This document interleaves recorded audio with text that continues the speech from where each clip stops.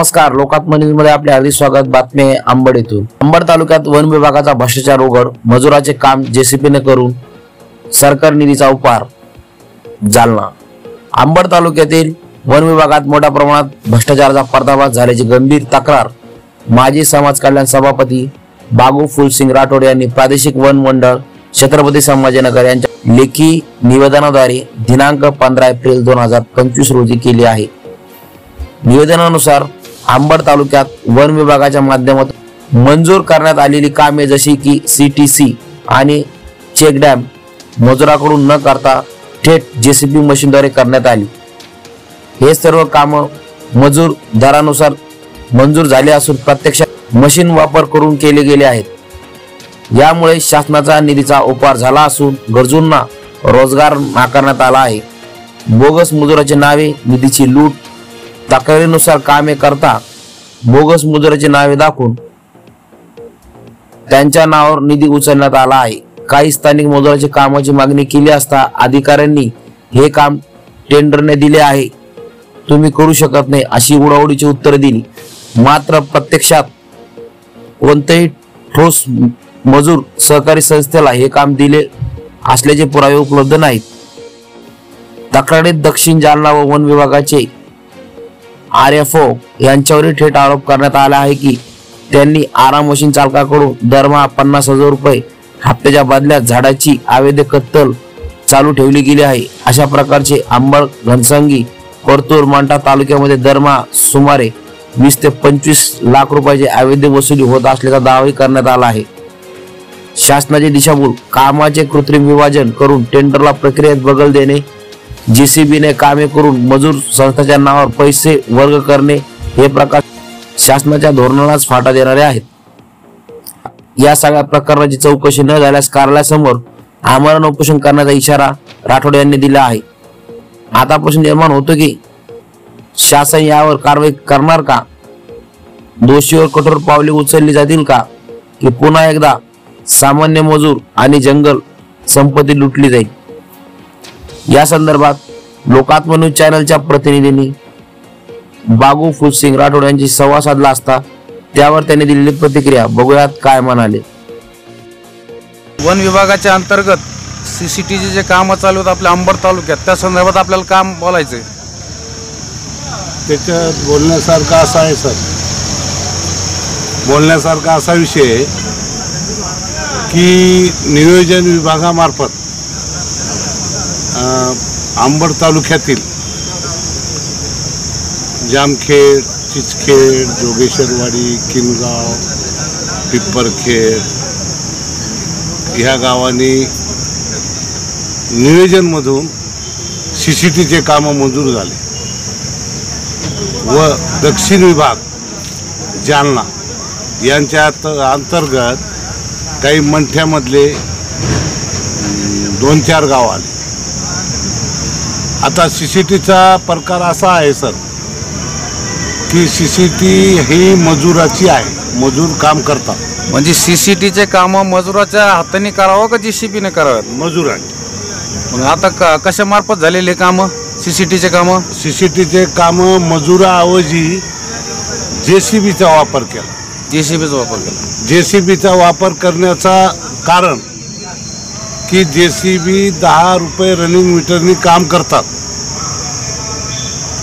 आणि मजुराचा एकूण 100 रुपये पर मीटर काम राहतो। बरं मामा, सीसीटीचे काम हे वन विभागाने स्वतः केले की किंवा कोणाला टेंडर दिलं याने? आता पूर्ण टोटल उडवाउडीचे उत्तर आहेत। घडीकमध्ये जे अंबड तालुक्यातले कार्यरत असलेले वनपाल आहेत, वनरक्षक आहेत, ते या लोकांना विचारला असता तो वनपाल कोण आहे अंबड तालुक्याला आणि वनरक्षक कोण आहे? पाटील आहे आणि इथं अंबड तालुका पाटलाकडे आणि मुख्य दक्षिण विभागाचे अधिकारी दौंड साहेब आहेत। पण यांना आपण विचारणा केली असता यांनी सरळ उडवाउडीचे उत्तर देतात की हे टेंडर पद्धतीचे काम आहेत, हे टेंडर झालेले आहेत, मजूर संस्थेला गेले, असे उडवाउडीचे उत्तर देऊन रातोरात काम करून जुने कामात नवे कामं घालून अशा पद्धतीनं कामं या लोकांनी केलेलं आहे। अशा पद्धतीचे काम केल्यामुळे मोठ्या प्रमाणात 90% तफावत आहे DSR रेटमध्ये जवळपास. बरं, आता समजा वन विभागाने स्वतः कामं केले किंवा मजूर संस्थेला दिले, तर कोणत्या मजूर संस्थेला दिले आणि त्या मजूर संस्थेनं समजा त्याचा त्या उत्तर- शिवारातली ग्रामपंचायत असो त्यांना त्या ग्रामपंचायतला सूचित का न केलं, तिथले मजूर का नाही लावलेत? एकही मजूर एवढ्या मोठ्या संख्येने मजूर उपलब्ध होता, पण मजुराला 100 रुपये रेट द्यावा लागतो आणि DSR रेट प्रमाणे, आणि इकडं 10 रुपये मीटरनी काम करतात. तर ह्याच्यामध्ये CCTचे कामं 1,46,00,000 JCP मशिनरीद्वारे 10 रुपये मीटरने काम करतात. हा, आणि मजुरांतर्गत 100 रुपये मीटर पडतं. त्याच्यामुळे DSR रेट जे शासनाचा मजुराचा हा 100 रुपयाप्रमाणे बनलेला आहे, मजुराचा रेट बनलेला आहे. पण त्याचा गैरफायदा करून कोटी रुपयाची उलाढाल हे अधिकारी संगनमताने करत आहे. त्याच्यासाठी आम्ही वारंवार यांना प्रश्न विचारला किंवा मजूर संस्था जर असेल, कोणाला टेंडर झाले, केव्हा झाले, कसे वाटप झाले, असे विचारले असताना हे निस्तुक आम्हाला काही माहिती असे उडवाउडीचे उत्तर देतात. बरं, सध्या मामा आता आपल्या जालन्याच्या वन विभाग दक्षिणच्या अंतर्गत आपल्या अंबड तालुक्यात कोणते कामं चालू आहेत? सध्या वन विभागामार्फत कामं CCTचे ते बी रातोरात उलाढाल करून केलेले आहे. त्याच्यात जुने कामं काही नवे कामं असे मिळून त्यांची धडपड चालू आहे. आता म्हणजे जुन्या कामाला जसे ते फक्त कागदपत्रे दाखवून ते कामं नवीन दाखवा लागलेत असं नाही, त्याच्यात नवं जुनं केलं, काही जुने कामं झालेले त्याच्यात सुद्धा नवं जुनं केलेले काही ठिकाणी. तर अशा प्रकारचं हा प्रकार भ्रष्टाचार ह्या लोकांनी आणलेला आहे. ह्याच्यासाठी लोकप्रतिनिधींनी सुद्धा विचारलं त्यांना, पण ते काही उत्तर देण्यास तयार नाही. कोणाला विचारलं, माहिती कोणाला घेतली?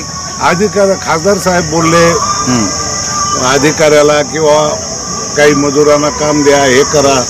पुन्हा लोकप्रतिनिधी आमचे जालना शिंदेगाव जिल्हा अध्यक्ष भाऊसाहेब घुगे साहेब हे सुद्धा बोलले. आमचे बरं, आपल्या अंबडचे जे वन विभागाचे वनपाल आहे अंबड तालुक्याचे, तुम्ही त्यांना विचारणा केली का? विचारणा केली, CCTच्या कामासंदर्भात विचारणा केली. ते म्हणतात टेंडरचे काम आहे, आम्हाला माहिती आहे, कोणी केलं काय केलं, आम्हाला कोणत्या संस्थेला दिलं येणे काम, ते कोणतंच उत्तर द्यायला तयार नाही. आता चेक डॅमचे काही कामं मंजूर आहे 2,64,00,000 हे ब्रेकअप करण्याची काही गरज नाही. आतापर्यंत सर्क्युलर आहे की एका जातीचे काम असले समजा तर टोटल अमाऊंट एका गटाची एकत्र करून ओपन टेंडर करतात. ओपन टेंडर केल्याच्या नंतर काही 30%, 33% प्रत्येक संस्थेला वाटून म्हणजे देतात. मामा याचा अर्थ असा आहे तुम्हाला असं म्हणायचं का यांनी चेक डॅमच्या कामामध्ये बी टप्पे पाडलेत, टप्पे काम करून घ्यायला लागले. 298 ते 298 ब्रेकअप करून गुत्तेदाराची पुन्हा नियोजनवाले हे सारे संगनमत करून DDR अलॉटमेंटवाले हे सारे लोकांच्या साखळीने हे प्रकार घडलेले. नियमाने असा आहे की एका जातीचे काम असल्यामुळे सारे कामं एकत्रित करून याचा ओपन टेंडर करतात. ओपन टेंडर केल्यानंतर 33% मजूर संस्था, 33% बेकार अभियंता, 33% ओपन असे ऑनलाईन टेंडरची हे करतात. पण हे ऑनलाईन न करता बरं, शासनाने हे CCTचे कामाची जी योजना राबवली ही कशासाठी आहे? ही पाणी अडवा पाणी जिरवा मोहीम, झाडं लावणे ह्याच्यासाठी राबविलेली आहे. पण ह्याच्यामध्ये कोटी रुपयाचा भ्रष्टाचार जे होत असेल, आता जवळपास हे 1,46,00,000 मागे CCTमध्ये कमीत कमी 1.25 कोटी रुपयाचा भ्रष्टाचार आहे. एक 8 ते 10 लाखात कामं गुंडाळून घेतलेले आहेत.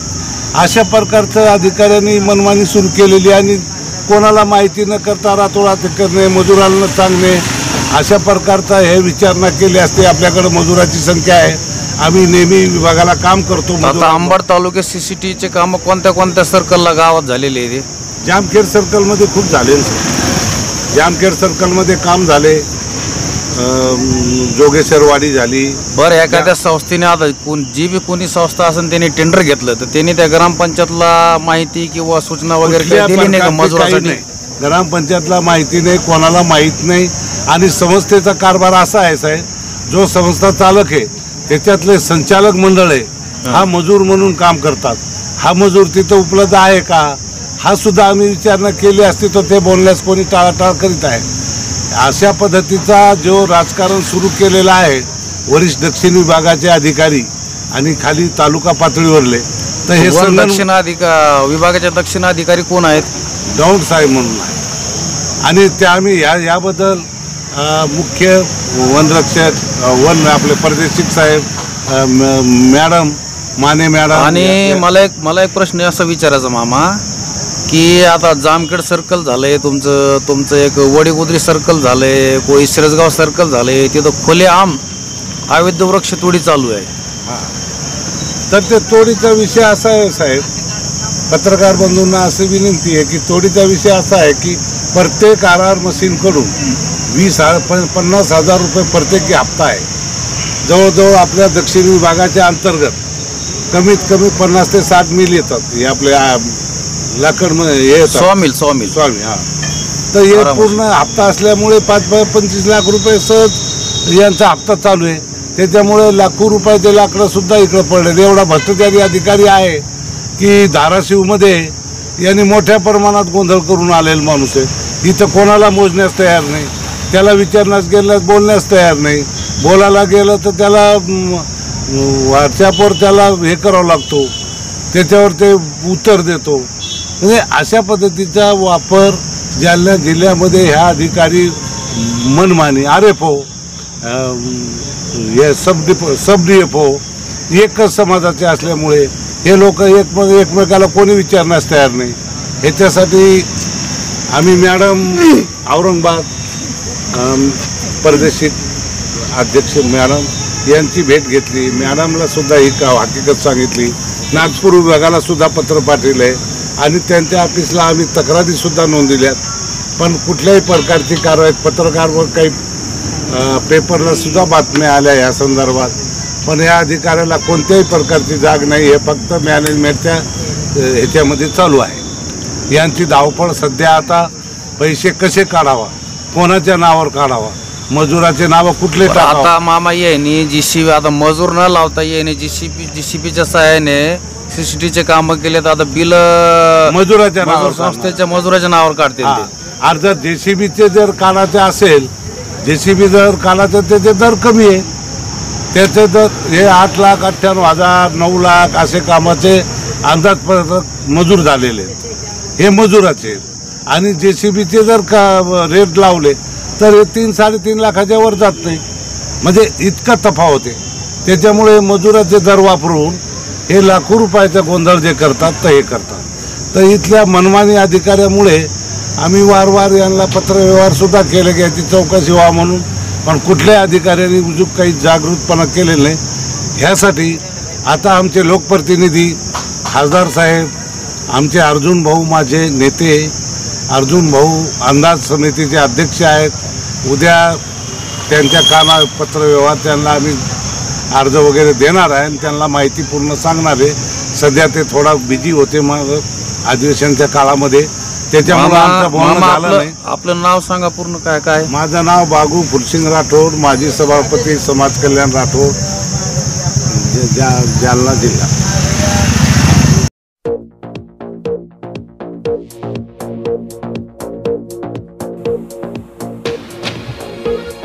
लोकात्मा न्यूज चॅनलसाठी प्रतिनिधी तरंग कांबळे, अंबड.